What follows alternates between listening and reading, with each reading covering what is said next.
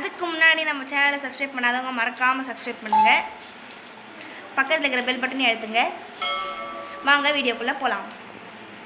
Hello hi, எல்லோரும் எப்படி இருக்கீங்க? நான் உங்கள் பைக்கில் தமிழ் சேனல் உங்கள் டெல்லி பேசுகிறேன். இன்றைக்கி ஒரு பேசிக்காக தான் பார்க்க போகிறோம். இந்த வாரம் வண்டி வேலை செய்யலை. வேலை இருந்தாலும் நம்ம Bs6 பற்றி நம்ம பேசிக்காக தெரிஞ்சுக்கணும்.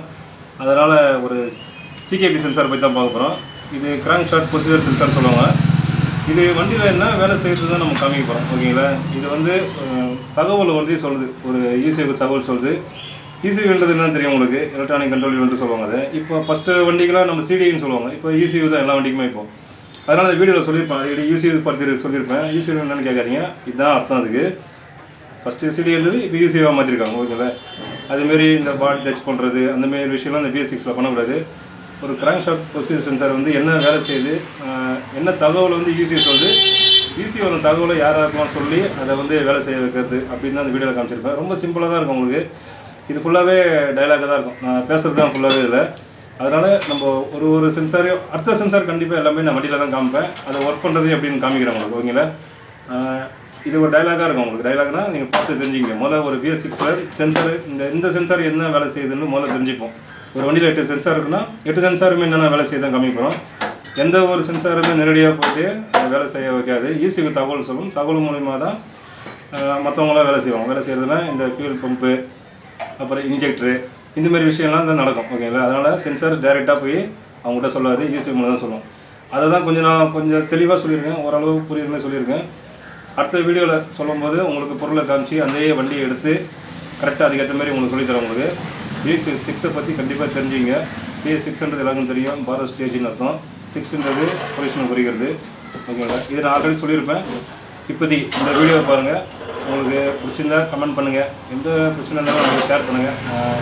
நான் கண்டிப்பாக ரிப்ளை பண்ணுறேன் உங்களுக்கு. ஓகேங்களா? இப்போ வாங்க வீடியோ பார்க்கலாம். ஹலோ, நம்ம இன்றைக்கி பார்க்க போகிறது சென்சாரை பற்றி தான் பார்க்க போகிறோம். இந்த CKP சென்சாரை பற்றி தான் பார்க்க போகிறோம்.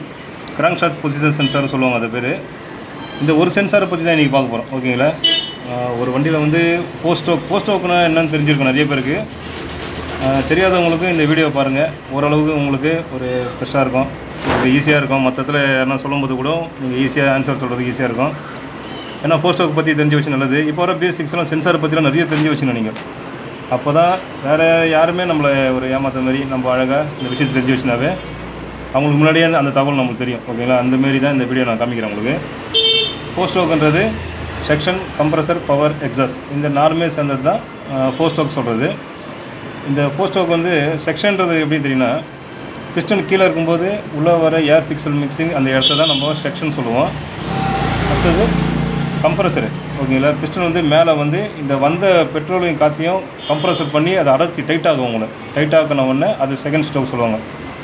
அதுக்கப்புறம் தான் பவர் ஸ்டோக் உங்களுக்கு ஸ்டார்ட் ஆகும். உங்களுக்கு பவர் ஸ்டோக் ஸ்டார்ட் ஆகும்னா இக்னிஷன்லேருந்து கரண்ட்டு வந்தவுடனே ஃபயர் ஆகும். ஃபயர் ஆனவுடனே மேலே ஒரு டம்மல் ஒரு சவுண்டு கேட்டு பிஸ்டன் வந்து கீழே இறங்கிடும். உங்களுக்கு கீழே இறங்கினவுடனே அடுத்த 4வது ஸ்டோக்கு தான் எக்ஸாஸ்ட் ஓப்பன் ஆகுது உங்களுக்கு. அப்போ பிஸ்டன் மேலே போனோடனே எக்ஸாஸ்ட்டு அதை அழுத்தினவுடனே வெளியில் ஸ்மோக் வெளில வருது. இந்த 4 விஷயம் நடக்குது. இதுதான் போஸ்டோக்னு சொல்கிறோம். போஸ்டோக் பற்றி நிறைய பேர் தெரிஞ்சிருக்கோம். ஓகே, என்ன தெரிஞ்ச வரைக்கும் நான் உங்களுக்கு சொல்லிடுறேன். இந்த Bs6 பொறுத்த வரைக்கும் இந்த CKP சென்சார், ஓகேங்களா, இந்த கிராங்க் ஷாட் ப்ரொசீஜர் சென்சார் சொல்லுவாங்க.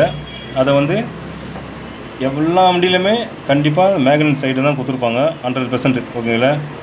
200% சொல்கிறேன். எல்லா வண்டியிலுமே மேக்னெட் சைடு தான் அது கொடுத்தாகணும், வேறு வழியே கிடையாது. ஏன் சொல்லுங்கன்னா, கிராங்க் ஷாட்டு கூட அட்டாச் ஆகிருக்கிற மேக்னெட்டு அந்த சென்சார் இங்கே இருக்கும். ஓகேங்களா? இது எப்படி வேலை செய்யுது இந்த விஷயத்தில் காமிக்க போகிறோம். இது ஒரு தேரியாக தான் சொல்கிறேன் உங்களுக்கு, தவிர ப்ராக்டிக்கலாக காமிக்கிறேன் உங்களுக்கு. ஓகேங்களா? இப்போது இதான் மேக்னெட் வச்சிங்களா. இது ஒரு Bs4 வண்டி இது. ஓகேங்களா? Bs4 வண்டி ஏன் உங்களுக்கு காமிக்கிறேன்னா, Bs4லேருந்து தான் இந்த Bs6 சென்சார், இந்த CKP சென்சார் வந்திருக்கு. ஓகேங்களா? அதை முதல்ல புரிஞ்சுக்கணும். அதுக்காக தான் காமிக்கிறேன். மற்ற விஷயம் அடுத்த விஷயம் நான் காமிக்கும் போது Bs6 வண்டியை வச்சு நான் காமிப்பேன். இந்த ஒரு விஷயத்துக்கு ஏன் Bs4 வண்டியை காமிக்கிறேன்னா, இதுவும் அதுவும் ஒரே சேம் தான், ஒரே இடத்துல இருக்குது. அதனால் உங்களுக்கு காமிக்கிறதுக்கு ரொம்ப ஈஸியாக இருக்கும். ஓகேங்களா? இந்த மேக்னெட்டு பார்த்தீங்கன்னா இது Bs4ல் இந்த ராட்டு இப்படி தான் கொடுத்துருப்பாங்க.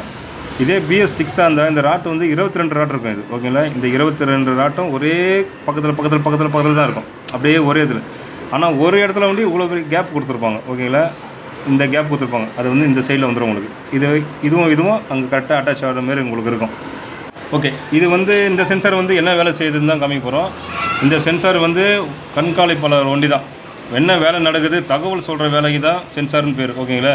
சென்சார்ன்றது ஒரு இன்ஜெக்டர் ஆன் பண்ணுறது, அப்புறம் ஃபியூல் மீட்டர் ஆன் பண்ணுறது, இந்த விஷயம்லாம் சென்சார் கண்டிப்பாக பண்ணவே பண்ணாது. ஓகேங்களா?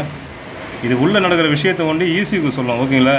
ஈசியூன்றது எலக்ட்ரானிக் கண்ட்ரோல் யூனிட் சொல்லுவாங்க, இல்லை இன்ஜின் கண்ட்ரோல் யூனிட் சொல்லலாம், ரெண்டுமே சொல்லலாம். நம்ம அந்தமாரி தான் ரெண்டாக எடுத்துக்கலாம். இது இந்த யூசிக்கு தகவல் சொல்லுவோம். யூசிக்கு தான் ஆக்சுவலேட்டர்னால் வேலை செய்கிறவங்க. ஓகேங்களா? வண்டியில் வேலை செய்கிறவங்க என்னென்ன வேலை செய்யும் தெரியுமா உங்களுக்கு? இந்த செல்ஃப் ரிலேன்றது, அப்புறம் ஃபியூல் இன்ஜெக்டரு, இந்த ஃபியூல் மீட்டருன்றது, அதுக்கப்புறம் ஒரு 4-5 பொருள் இருக்குது. இவங்களெல்லாம் வேலை செய்கிற வைக்கிறது தான் இந்த யூசி வேலை. யூசி என்ன சொல்லணும்னா, இந்த தகவலை வந்து கரெக்டாக இன்ஜெக்டருக்கு கொடுக்கும், இன்ஜெக்டருக்கும் கொடுக்கணும், ப்ளஸ் இக்னிஷன் காயிலுக்கும் கொடுக்கும். இதுமாரி 2 ஸ்ட்ரோக் நடக்கும்போது இன்ஜெக்டருக்கும் கரெக்டாக ஸ்ப்ரே ஆகணும், ஸ்ப்ரே வந்து பவரும் கொடுக்கணும். ஓகேங்களா? இந்த 2 தகவலை வந்து கண்டிப்பாக அது கொடுக்கும். கொடுத்தவொன்னே தான் வண்டி வந்து ஸ்டார்ட் ஆகி வண்டி கண்டிஷன் நல்லா வண்டி ஸ்டார்ட் ஆகி போயின்னு இருக்கும். ஓகேங்களா? இதில் எதனா பிரச்சனை வந்தால் தான் கண்டிப்பாக இந்த வண்டி ஸ்டார்டிங் ட்ரபிள், வண்டி ஆஃப் ஆகுது, இந்த மாதிரி ரன்னிங் பிளாக் ஆகுது, அந்தமாரி பிரச்சனை வரும். ஓகே, இதை ஃபஸ்ட் நான் உங்களுக்கு ஏன் காமிக்கிறேன்னா, இங்கே இருக்க பாருங்கள், இதுதான் கிராங்க் ஷாஃப்ட் பொசிஷன் சென்சார். ஓகேங்களா? இதை எல்லா வண்டியிலும் பிக்கப் காயில்னு சொல்லுவாங்க. ஓகேங்களா? இப்போ வர வண்டிக்கு இதை வந்து எடுத்துகிட்டு கிராங்க் ஷாஃப்ட் பொசிஷன் சென்சார் வச்சுருக்காங்க. அங்கே Bs4 தான் பிக்கப் காயில். இப்போ வர வண்டிக்கு Bs6க்கு கிராங்க் ஷாஃப்ட் பொசிஷன் சென்சார் தான் இது. பிக்கப் காயில்னு தனியாக கிடையாது. ஓகேங்களா? இந்த ஒரே ஸ்டார்டிங் காயில் ஒரே ஒரு சென்சார் தான் கொடுத்துருப்பாங்க. ஏன்னா நடுவில் நீங்கள் எதனா Bs6 வண்டி எடுத்துன்னு இதுமாரி ஃபால்ட்டுக்கு எதனா போனால் அது கண்டிப்பாக வேறு எதனா ஃபால்ட்டாக இருக்கும். ஆனால் எடுத்தவொடனே பிக்கப் காயில் மாற்றணும்னு சொன்னாங்கன்னா கண்டிப்பாக அதில் ஃபால்ட்டு கிடையாது. ஓகேங்களா? பிக்கப் காயில் அவ்வளோ சீக்கிரம் ஃபால்ட்டு வராது. தகவலை வந்து பரிமாறது தான் இதுக்கு வேலை. எடுத்துன்னு போயிட்டு ஈஸியூ கொடுக்கும், அவ்வளோதான். ஈஸியூ வந்து அது வேலையை அது செய்யும். ஓகேங்களா? இன்ஜெக்டருக்கு அப்புறம் பவருக்கு இதையும். மூணாவதாக இது ஒரு விஷயம் பண்ணும். இது விஷயம் பண்ணோன்னா நம்ம எப்பவும் பார்த்தீங்கன்னா ஒரு வண்டியில் வந்து எவ்வளோ ஆர்பிஎம் இருக்குன்னா, ஆர்பிஎம்னா நான் முதல்ல தெரிஞ்சுக்க, ரெவல்யூஷன் பர் மினிட்னு அர்த்தம் அது பேர். இது வந்து ஒரு நிமிஷத்துக்கு 1500 ஓடணும். 1500 ± 100 இந்த ஒரு ஸ்பீடில் இருக்கும். இந்த தகவலை வந்து என்ன பண்ணோம், ஸ்பீடாமீட்டர் சென்சாருக்கு கொடுக்கும். ஓகேங்களா? ஸ்பீடாமீட்டர் சென்சார் எங்கே வச்சுருப்பாங்க தெரியுங்களா உங்களுக்கு? 100 cc பார்த்தீங்கன்னா லெஃப்ட் சைடு கிராங்க் கேஸில் கொடுத்துருப்பாங்க. 110 cc மேலே போனால் ரைட் சைடு கிராங்க் கேஸில் கொடுத்துருப்பாங்க. அந்த அளவை கண்டுபிடிச்சா நம்ம மீட்டர்லேயே பார்த்துக்கலாம். அந்த ஆர்பிஎம் மீட்டர் நிறைய பேர் தெரிஞ்சிருக்கும் உங்களுக்கு. ஐலிங்கில் விடும்போது ஒரு 1400 அந்த ஆர்பிஎம் தான் ஏறி இறங்கும். அந்த தகவலும் இந்த சிகேபி சென்சார் மூலிமா தான் நம்மளுக்கு வருது. ஓகே ஃப்ரெண்ட்ஸ், இப்போதைக்கு நம்ம இந்த சிகேபி சென்சார் என்ன தகவல் தருதுன்னு உங்களுக்கு ஈஸியாக தெரியும். உங்களுக்கு 2 தகவல் தான் கொடுக்குது, 3 தகவல் கொடுக்குதுன்னு வச்சுங்களேன். ஒன்று ஃபஸ்ட்டு வந்து ஈஸிக்கு தகவல் கொடுக்குது. இதுமாரி 2 ஸ்ட்ரோக்கு, அந்த ஸ்ட்ரோக்கை பற்றி கரெக்டாக சொல்லுது உங்களுக்கு. செக்ஷனு, பவர், இது மாதிரி இந்த தகவலை ஒண்டி தான் ஈஸியாக கொடுக்குது. ஈஸியூ தான் இன்ஜெக்டரையும் ப்ளஸ் இக்னிஷன் காயிலையும் ஆன் பண்ணி பவரையும் பெட்ரோல் ஸ்ப்ரே பண்ணுறது தான் கொடுக்குது. ஓகேங்களா? அதனால் நிறைய பேர் நினச்சிக்குவாங்க சென்சார் தான் நிறைய விஷயம், எந்த ஒரு பிரச்சனைலாம் சென்சார் தான் மாற்றணும் அப்படின்னு நினைக்கிறாங்க. கண்டிப்பாக சென்சாரில் பிரச்சனை வராது. அப்படியே பிரச்சனை வந்தாலும் அதுக்கு நிறைய டெஸ்டிங்லாம் இருக்குது. ஒயரிங்லாம் எப்படி செக் பண்ணணும் ஒரு Bs6ல், சாதாரணமாக மற்ற வண்டிக்கு மாரி ஒயரிங்லாம் இதில் செக் பண்ண முடியாது. ஓகேங்களா? நிறைய பேர் என்ன பண்ணுவாங்கன்னா ஒயர் எடுத்து பாடியில் டச் பண்ணி பார்ப்பாங்க. அந்த மாதிரிலாம் இந்த வண்டியில் பண்ணக்கூடாது. பண்ணிங்கன்னா ஒன்று பீஸ் போகும், கண்டிப்பாக இல்லை ஈஸியாக போயிடும். அதனால் அந்த தப்பு வண்டி பண்ணாதீங்க. ஒரு Bs6 ஃபால்ட்டு வந்தால் உங்களுக்கு தெரிஞ்ச கடையிலே எடுத்துமே விடுங்க. அவங்கள்ட்ட ஓபிடி சென்சார் இருக்கான்னு கேளுங்க. இல்லைனா Bs6 பற்றி நல்லா தெரிஞ்சவங்களாக இருந்தால் அவங்கள்ட்ட எடுத்துமே கொடுங்க. முடியாத பட்சம் கம்பெனி தான் பார்க்கணும். ஓகே, இந்த வீடியோ கண்டிப்பாக உங்களுக்கு யூஸ்ஃபுல்லாக தான் இருக்கும். இது ஒரு தேரி மாதிரி தான். ஓகேங்களா? தெரிஞ்சுங்க ஃபஸ்ட்டு. அதுக்கப்புறம் நம்ம வண்டி எடுத்து செக் பண்ணி இன்ஜெக்டர் எப்படி வேலை செய்யுது, பம்ப் எப்படி வேலை செய்யுது, எந்தெந்த சென்சார்லாம் என்னென்ன வேலை செய்யுதுன்னு தான் நான் அடுத்த வீடியோலாம் கண்டிப்பாக காமிப்பேன்.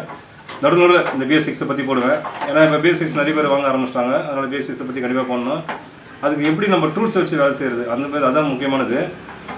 ஒரு சாதாரணமாக நம்ம சென்சார் செக் பண்ணுறது சாதாரணமாக நம்ம செக் பண்ண முடியும், ஒயரிங்லாம் செக் பண்ண முடியாது. அதுக்கு நம்ம ஓபிடி சென்சார்லாம் கண்டிப்பாக தேவை. இப்போ வர இதில் வந்து காலகட்டத்தில் ஓபிடியில் எல்லாமே நிறைய பேர் பண்ணுறாங்க. அதுலேயே நிறைய தப்பு நடக்குது. ஓகேங்களா? அதையும் நான் சொல்கிறேன் உங்களுக்கு. ஓபிடி வந்து எல்லா விஷயம் பண்ணாது. ஓகேங்களா? எல்லா விஷயத்துக்கும் ஓபிடி பண்ணாது. வண்டியில் இருக்க ஃபால்ட்டை சொல்லலாம், அவ்வளோதான். ஸ்மால் ஃபங்க்ஷன் மொபைல் போரிதா அதை வந்து ரெடி பண்ணலாம். ஆனால் மறுபடியும் இருந்துச்சுன்னா ஒயர் ஃபால்ட்டை வந்து ஓபிடி காமிக்காது. ஓகேங்களா? அதனால் அடுத்த வீடியோவில் நல்ல வீடியோ பார்ப்போம். பை.